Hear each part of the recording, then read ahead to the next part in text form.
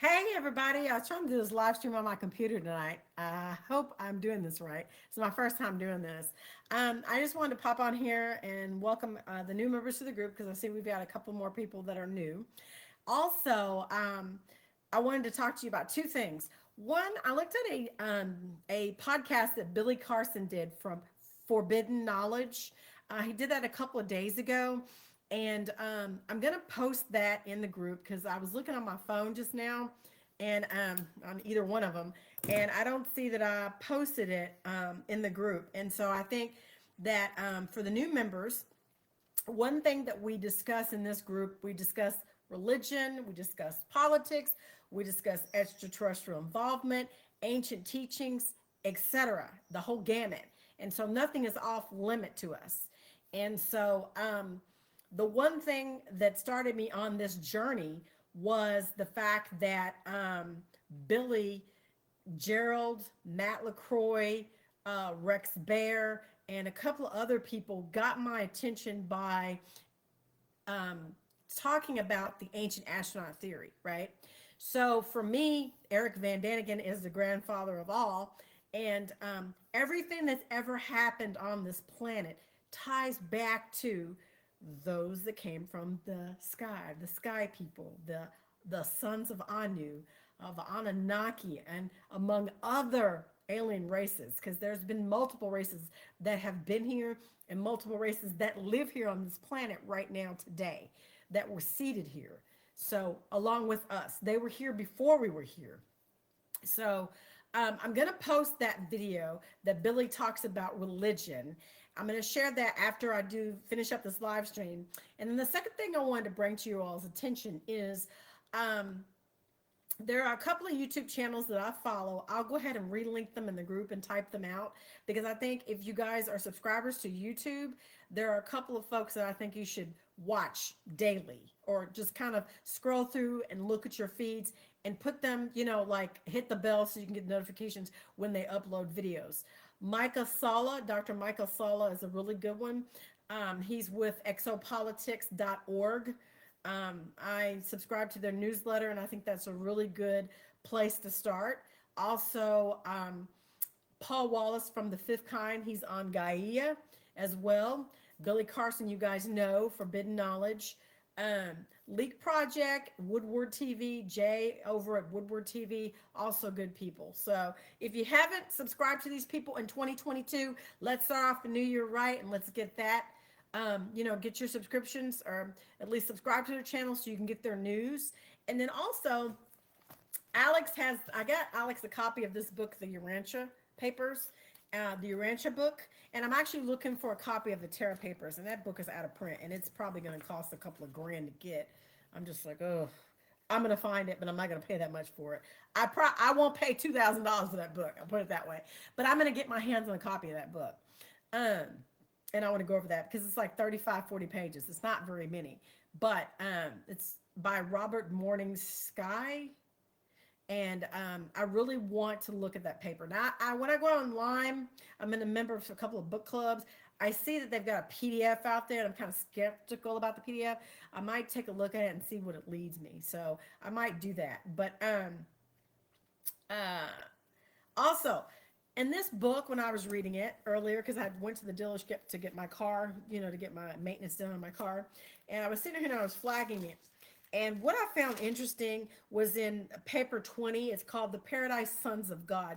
This book has got so much knowledge. Like, there's study groups, there's a website, you can do the audio book. If you buy the hard copy, you get the audio book here, the back, the little QR code, and it takes you directly to the website, and you can get into study groups and things like that. So I highly recommend that you guys subscribe to or actually buy the book and then go on their website and possibly do that too. Because Alex and I are going to read this book and we're going to try to have some discussions over it.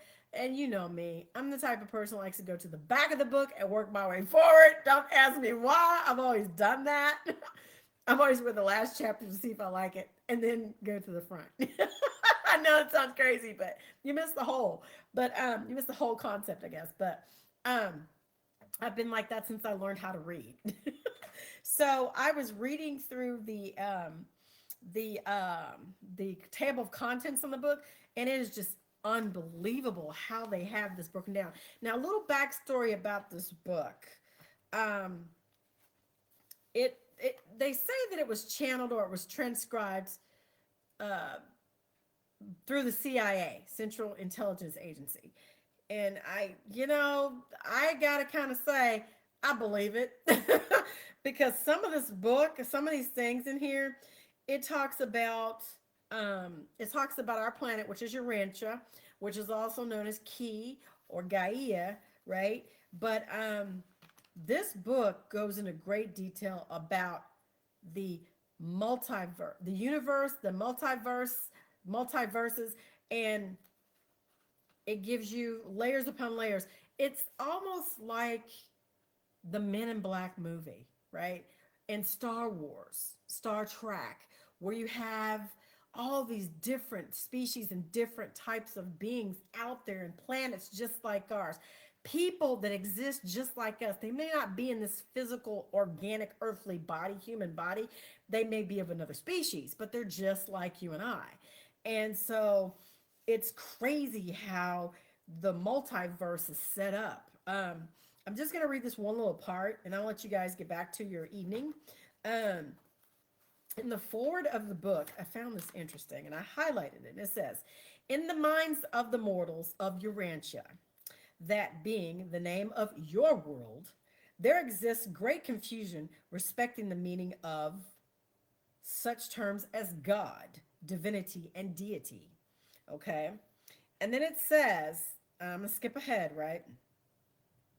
It says, this forward is not therefore a finished statement within itself. It is only a definitive guide designed to assist those who shall read the accompanying papers dealing with the deity and the universe of universes, which have been formulated by the Overton Commission sent to Urantia for this purpose. Orvonatron or Vonton or Vonton or Vonton. These words are just like tongue twisters in this book. Your world, Urantia, is one of many similar inhabited planets which comprise the local universe of Nebadon. Okay, so we're in the Nebadon universe, people. Okay, this universe, together with similar creations, makes up the super universe of Orvanatron. From those capital Uversa, our commission hails. Orvanatron is one of the seven evolutionary super universes of this time and space, which circle the never beginning, never ending creation of divine perfection, the central universe of Havana. Okay? At the heart of this eternal and central universe is the stationary Isle of Paradise, the geographic center of infinity and the dwelling place of the eternal one, the eternal God. The seven evolving super universes, in association with the central and divine universe, we commonly refer to as the grand universe. These are now the organized and inhibited creations inhabited inhabited creations. They are all a part of the master universe, which also embraces the uninhabited but mobilizing universes of outer space. So it just goes on. Now, when I fast forward to paper 20, I started reading about this the paradise sons of God, right? And it gives you the descending order of the sons of God. It has the creator sons, the Michaels, okay? Michael, Archangel Michaels, okay? The magisterial sons, the Evanals, the Trinity teacher sons, the Danals. The remaining four orders of descending sonship are known as the local universe sons of God, local universe sons. And it talks about the Melchizedek sons, the Vonaronic, the Voranda Deck sons, Lananon Deck sons, and the life carriers. Now, what I found interesting on the magisterial sons, it talks about, let me see. I'm just skipping around. I'm skipping around. I'm skipping around. Okay. Okay. In this section of paper, let me just read this. We have reasons for believing that the total number of magical suns in the grand universe is about 1 billion. Oh, God. There are self-governing order being directed by their Supreme Council on Paradise, which is made up of experienced Avenals drawn from the services of all universes.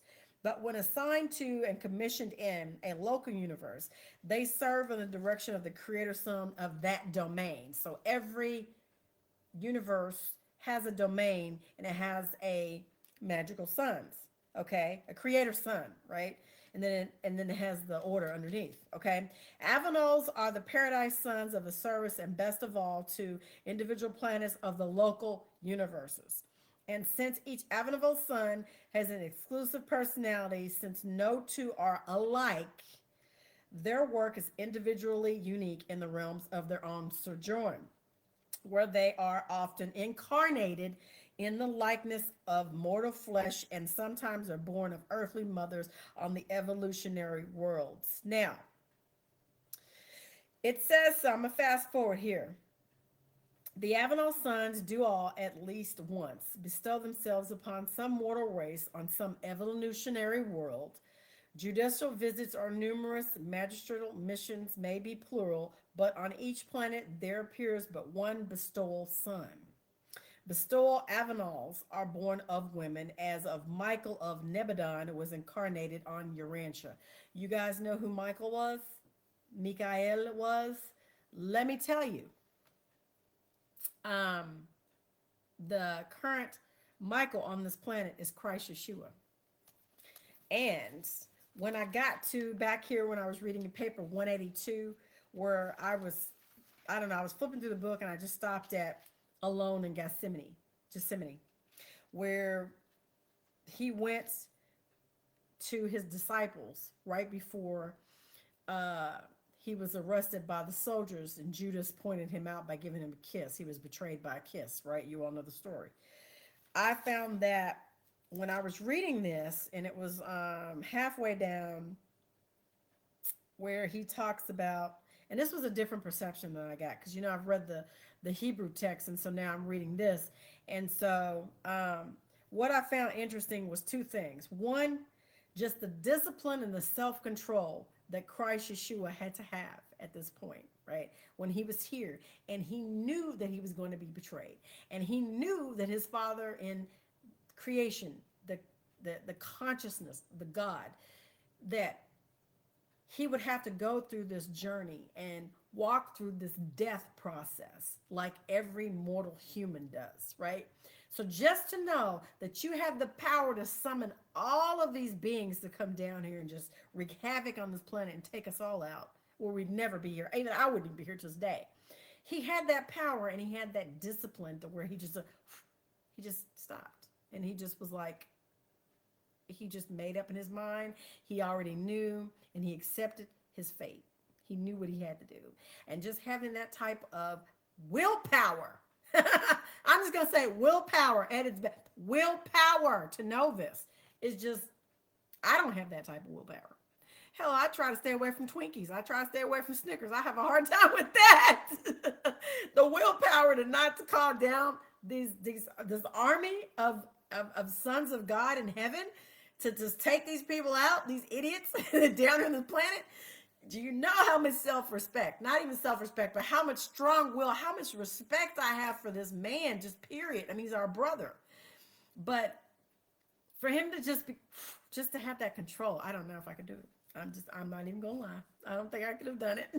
I know I wouldn't have, because I'm not in that position.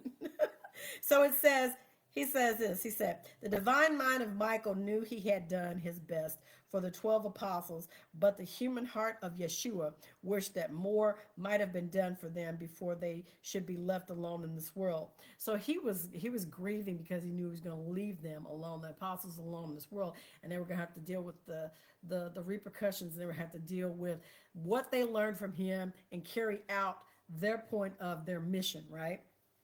And it says, and I'm going to skip back up, and it says, each time he prayed in the garden, his humanity laid a firmer faith hold upon his divinity. His human will more completely became one with the divine will of his Father, among one with the divine will of his Father. Among other words spoken to him by the mighty angel was the message that Father desired his Son to finish his earth bestowal by passing through the creature experience of death, just as all mortal creatures must experience maternal dissolution and passing from the existence of time into the progression of eternity, right?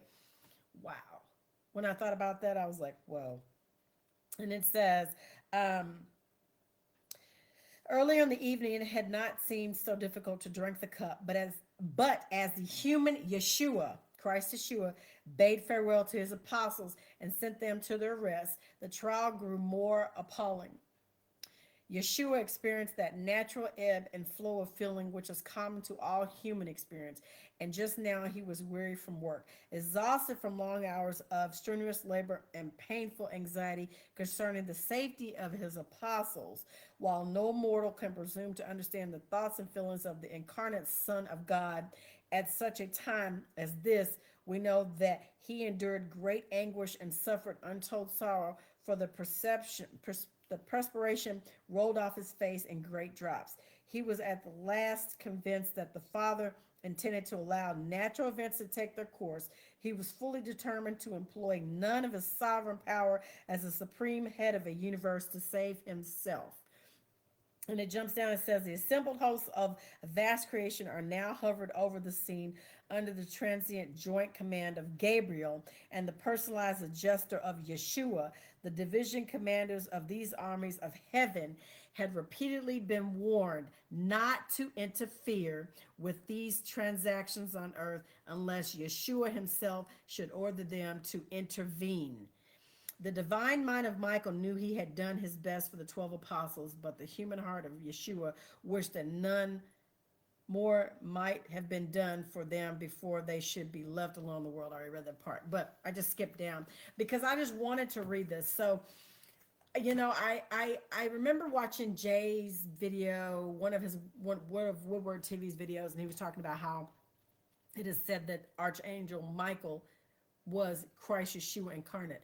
And this just validates that. And I'm sure I've read it somewhere else too. I saw it on Woodward TV's video. I've read it here, and there was somewhere else that I either saw a podcast or I was watching a lecture or something, and it told me the same thing. So it's in multiple places where it's been confirmed that Michael, the Archangel Michael, was actually Christ Yeshua, was incarnate. And some want to state that in some circles, like my mentor, Gerald was saying that he thought that Thoth was also Michael. But I beg to differ. I don't think they were the same one. I don't think they were. I know Thoth was a very wise person, and he was a teacher of Atlantis, and he was the teacher of what we now call ancient Kim, or what is now Egypt.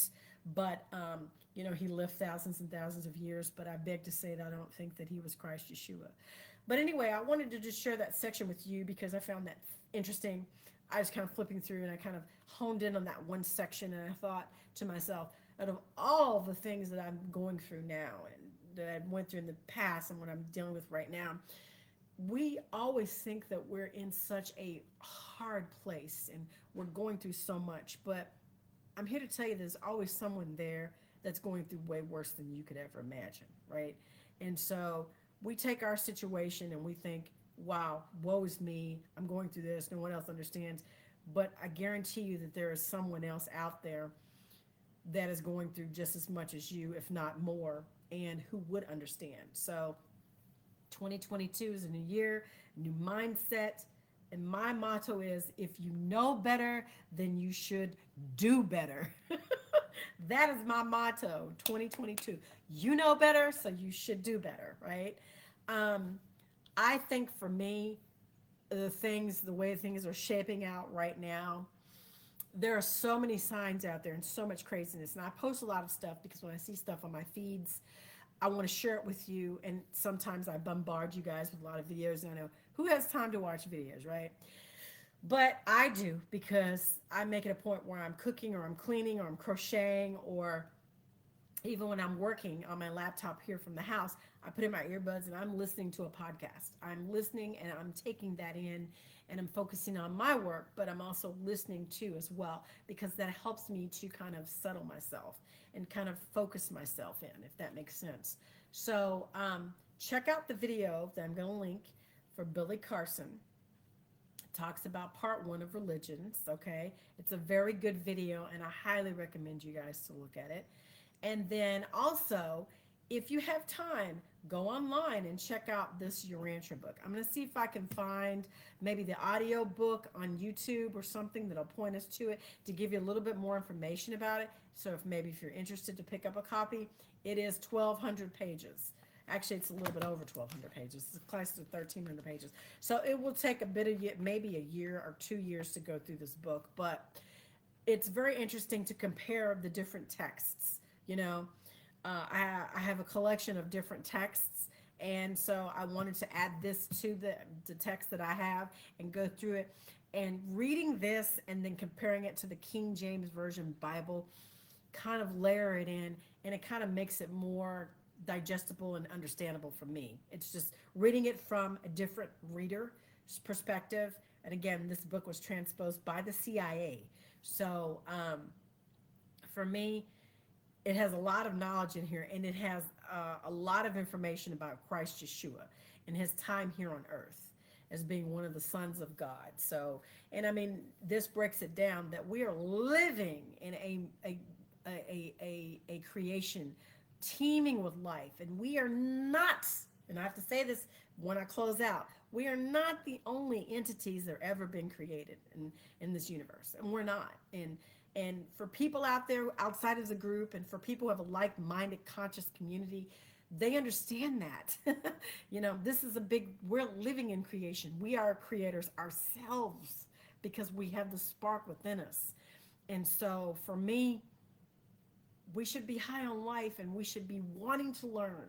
We should be thirsty for the knowledge. And I dare say that when you read as much as I have read and you understand, and I don't know everything, and I don't know a lot of things, but I know a little something, as much as I can, about every little thing, bits and pieces of information I try to put together. And then I try to retain the information. And Alex is much further along in his journey now because he has a direct connection to the Akashic records. He has a direct connection to the One. And I'm trying to get to that point. So I am still on that path. And I'm hoping that you all are too, and that we'll be on this journey together. So, in closing, I want you to be the change that you want to see around this planet, because it's up to you and I to make a positive change, because these people out here in the world, they have no clue that they're being fed, they're being lied to, and they have the wool pull over their eyes.